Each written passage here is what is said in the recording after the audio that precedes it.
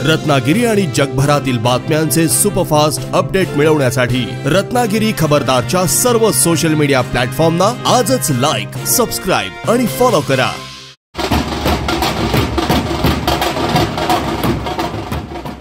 रत्नागिरीतील तरुणाई नेमकी कुणाच्या पाठीशी आहे हे आज तरुणांनी दाखवून दिले। महायुतीचे उमेदवार उदय सामंत यांच्या प्रचारार्थ काढण्यात आलेल्या बाईक रॅलीत विक्रमी संख्येने तरुण वर्ग सहभागी झाला होता। युवा सेनेच्या वतीने या बाईक रॅलीचे आयोजन रत्नागिरी शहरात करण्यात आले होते। शहरातील मारुती मंदिर येथून सुरू झालेल्या या रॅलीत उदय सामंत देखील सहभागी झाले होते। शहरातील मुख्य बाजारपेठेतून जाऊन स्वयंवर मंगल कार्यालय येथे या बाईक रॅलीची सांगता झाली। त्यांना पडण्याची सवय आहे, मला जिंकण्याची असे सांगत उदय सामंत यांनी तरुणाईला संबोधित केले। ज्याची एक टर्म होते, दोन टर्म होते, तिसरी टर्म होते, चौथी टर्म होते, पाचवी टर्म होत असताना त्याच्याबरोबर युवा वर्ग हा कमी असतो। पण गेले 15 दिवस मी प्रचारामध्ये बघतोय की 4 टर्म जेवढा युवा वर्ग माझ्याबरोबर नव्हता त्याच्या 10 पटीनं आज माझ्यासोबत आहे। त्याबद्दल मला धन्यवाद।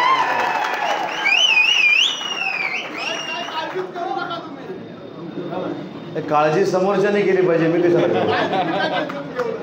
आणि 2004ला देखील कदाचित जी तरुणाई आहे त्यांना कल्पना नसेल, माझी निशाणी ही 1 नंबरला होती। 2009ला देखील माझी निशाणी 1 नंबरला होती। 2014ला देखील माझी निशाणी 1 नंबरला होती। 2019ला देखील माझी निशाणी 1 नंबरला होती आणि आज देखील माझी निशाणी 1 नंबरला होती। त्याच्यामुळे मला असं वाटतं की आपल्या मनात तर आहेच, परंतु नियतीच्या मनात देखील आहे की उदय सामंत हा कायमस्वरूपी 1 नंबरलाच राहिला पाहिजे। आणि जे 2 नंबरला असतात ते 2 नंबरलाच राहतात। 2000ला त्यांची निशाणी 2 नंबरला होती, 2009ला होती, 2014ला होती। मध्ये 5 वर्ष त्यांना जरा मी मोकळं सोडलं होतं, परंतु 2024ला परत ते 2 नंबरला आहेत। आपण शेवटी त्यांचा राजकीय पराभव आपल्याला करायचा आहे, लोकशाहीतला पराभव करायचा आहे। ते वाटेल ते बोलतात म्हणून आपण वाटेल ते बोलायचं नाही। पण एक मात्र सांगतो, तुमच्या सगळ्यांच्या आत्मविश्वासावर सांगतो की त्यांना पडण्याची सवय आणि मला जिंकण्याची सवय आहे। आणि आपण वाईट का बोलायचं नाही, तर आपल्यावर चांगले संस्कार आहे, आपल्यावर चांगली संस्कृती जोपासण्याची वेळ आलेली आहे। मी युवा वर्गाला सांगेन की आजपर्यंत माझ्या राजकीय जीवनामध्ये मी काम करत असताना कोणावरही टीका केली नाही, कोणाची बदनामी केली नाही।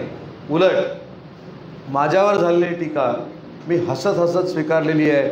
म्हणून पुन्हा एकदा या वेळेला देखील मी 1.25 लाख मतांना निवडून येणार आहे, हा आत्मविश्वास माझ्यामध्ये आहे। आणि युवा वर्गाला काय लागतं? युवा वर्गाला आपण शिकल्यानंतर रोजगार लागतो, नोकऱ्या लागतात।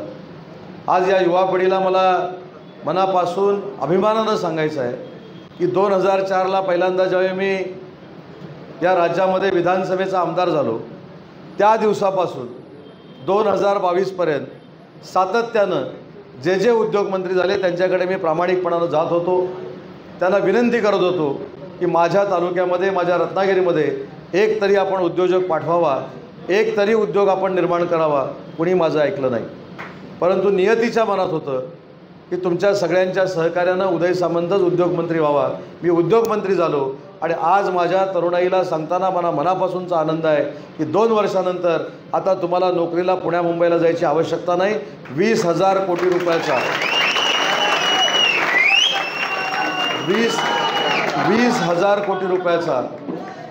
20,000 कोटी रुपयाचा तरुणांना आणि तरुणींना नोकऱ्या देणारा देशातला पहिला सेमीकंडक्टरचा प्रोजेक्ट जर कुठे होत असेल तर तो या रत्नागिरीच्या चंपक मैदानामध्ये होतोय आणि त्याचं काम देखील सुरू झालेलं आहे। अजून एक प्रकल्प आणला, माझ्यापेक्षा या तरुणाईला त्याचा अभिमान वाटेल। जेव्हा मी दिल्लीमध्ये एकदा राजनाथ सिंह साहेबांना भेटायला गेलो होतो, तरी त्यांची चर्चा चालू होती की डिफेन्समधलं क्लस्टर कुठं करायचं। त्यांच्यासोबत अनिल अंबानी होते। आमच्या सगळ्या महाराष्ट्राच्या, देशाच्या आणि सीमेवरच्या सैन्यांच्या हातामध्ये जी बंदुका आहेत त्या आमच्या रत्नागिरीमध्ये बनवल्या जातात। त्याचा कारखाना आपण रत्नागिरीमध्ये आणला आहे। 10,000 कोटीचा हा कारखाना आहे, त्याच्यातनं देखील 7,500 लोकांना रोजगार मिळणार आहे। परंतु काही लोक गैरसमज पसरवत असतात। काही लोक चुकीच्या गोष्टी सांगत असतात. मला परवा कोणीतरी सांगितलं की आपल्या समोरचे जे उमेदवार आहेत त्यांनी कोणाला तरी सांगितलं की उदय सामंत बॉम्ब गोळ्याचा कारखाना रत्नागिरीमध्ये आणतो. बॉम्ब तर लागणारच आहे 23 तारखेला, त्याच्याबद्दल चिंता असण्याचं काही कारण नाही. पण लोकांनी किती खोटं बोलायचं आहे. आज मला ह्या तरुणाईने सांगितलं पाहिजे, जर देशाच्या आणि सैनिकांच्या हातामध्ये रत्नागिरीच्या बनावटीचं पिस्टल असेल आणि संरक्षण विभागाचा जर तो उद्योग असेल आणि तुम्हाला जर नोकरी मिळणार असेल तर तुम्ही तो नाकारणार आहात? बिलाल, तू मोठा झालायस आता, मुलांना बोलतो. त्याच्यामुळे हा युवकांसाठी आणलेला कारखाना आहे. सेमी कंडक्टरचा कारखाना. सेमी कंडक्टरचा कारखाना पहिला आम्ही नवी मुंबईमध्ये सुरू केला. ह्या नवी मुंबईमध्ये सेमी कंडक्टरचा कारखाना सुरू करत असताना त्याचं डायरेक्टर कोण आहे हे जर तुम्हाला कळलं तर आपल्याला आश्चर्य वाटेल. मराठी माणसानं सेमी कंडक्टरची चिप बनवण्याचा कारखाना सुरू केला आहे आणि त्याचा डायरेक्टर भारतरत्न सचिन तेंडुलकर आहे. सचिन तेंडुलकरनं आमच्या विभागाबरोबर MOU केलेला आहे. त्याच्यामुळं लोक काही बोलत या कोकणामध्ये अतिशय चांगल्या पद्धतीचे रोजगार आणण्यामध्ये आम्ही यशस्वी झालो आहे. कोका कोलाचा प्रकल्प आपल्या चिपळूणमध्ये आला आहे, त्याच्यातनं देखील 2000 लोकांना रोजगार मिळणार आहे. निभे डिफेन्स क्लस्टर देखील रत्नागिरीमध्ये होतं आहे, त्याच्यातनं 700 मुलांना रोजगार मिळणार आहे. आणि हे फक्त मी तुम्हाला सांगितलं नाही. 3 दिवसापूर्वीची जर वर्तमानपत्र तुम्ही काढली असतील तर पहिल्या टप्प्याची VIT सेमी कंडक्टरची 350 मुलांची भरती ही सुरू झालेली आहे. त्याला काय आचारसंहितेचं बंधन नाही आणि तो प्रायव्हेट कारखाना आहे. असे 350 करून आपल्याला 30,000 मुलामुलींना रोजगार द्यायचा आहे.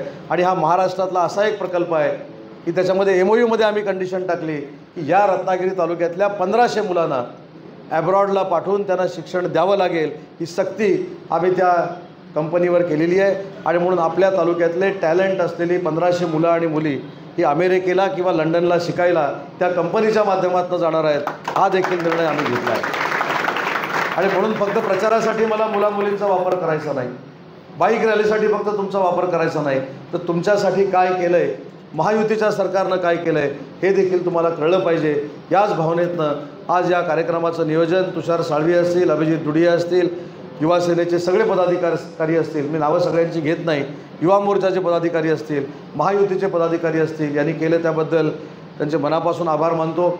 मला दापोलीला मुख्यमंत्री महोदयांच्या सभेला जिथं जायचं आहे पण जास्त वेळ मी घेत नाही.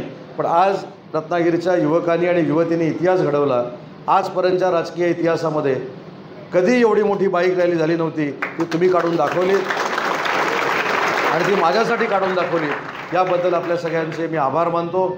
आणि या तरुणाईच्या हाताला काम देणं ही माझी जबाबदारी आहे. आपल्याला शब्द देतो पुन्हा एकदा, ज्या ज्या ठिकाणून आपण बाईक घेऊन आलेला आहे त्या त्या ठिकाणी परत जाताना अतिशय शांतपणानं हळू चालवत, धूम स्टाईल नको.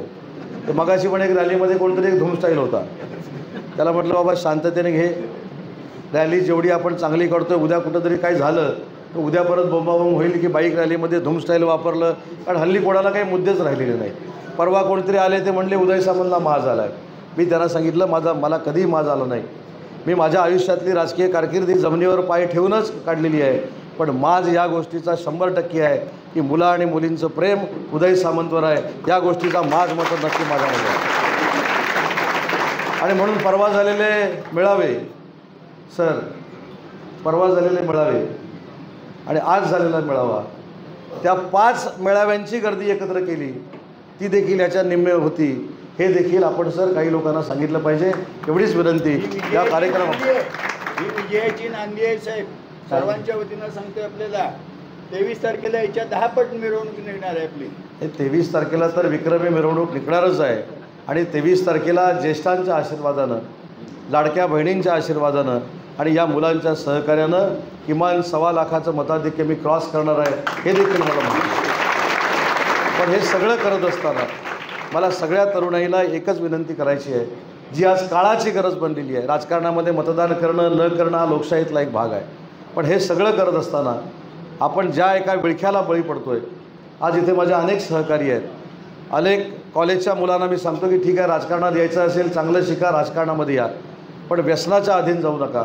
आणि व्यसनाच्या अधीन जाणं हे काय घरच्यांना भोगायला लागतं आहे हे मला आज राज्यकर्ता म्हणून 100% माहिती आहे. आणि म्हणून माझ्या मतदानाला तुम्ही याच, मला मतदान तुम्ही करालच, परंतु तुम्ही आणि तुमच्या सभोवतालचे कोणीही व्यसनी होणार नाहीत ही शपथ देखील आजच्या या कार्यक्रमाच्या निमित्तानं तुम्ही घ्यावी. आणि उदय पर्व निर्माण करण्यापेक्षा उदय पर्व तुम्ही निर्माण करणारच आहात, पण हा रत्नागिरी जिल्हा, हा रत्नागिरी तालुका हा व्यसनमुक्त पर्व आम्ही सुरू करतो आहे. व्यसनमुक्त पर्वाला आम्ही सुरुवात केलेली आहे. हा संकल्प इथल्या युवा पिढीनं करावा एवढीच विनंती करतो. अजून काही लोक भाषण करतील, युवा वर्ग भाषण करेल, परंतु मला दापोलीला पोचायचं असल्यामुळं हा कार्यक्रम मला अर्धवट सोडून जावा लागतो आहे. त्याबद्दल आपल्या सगळ्यांची दिलगिरी व्यक्त करतो. आणि तुमच्या भविष्यामध्ये तुमचा एक सहकारी म्हणून उदय सामंत तुमच्याबरोबर 24 तास आहे एवढाच शब्द देतो आणि थांबतो. जय हिंद, जय महाराष्ट्र. जनशक्तीचा बुलंद आवाज म्हणजेच रत्नागिरी खबरदार.